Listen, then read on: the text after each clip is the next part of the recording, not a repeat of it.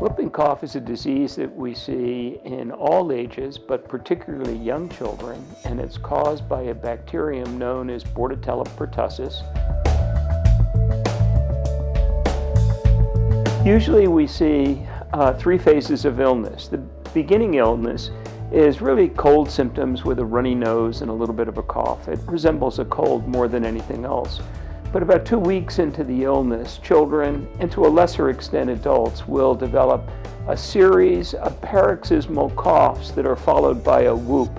And it's the whoop that really attracts people's attention because children can become blue. They drop their oxygen concentration in their blood.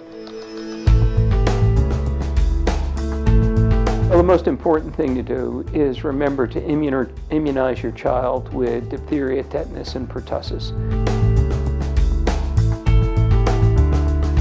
We do have antibiotics to treat the infection, but the antibiotics will only decrease the course of illness by a little bit.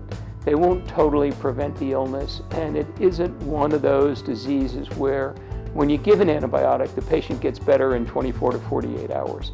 So really it's supportive care and making sure the child has oxygen and making sure we know exactly what's happening to the child in a controlled environment.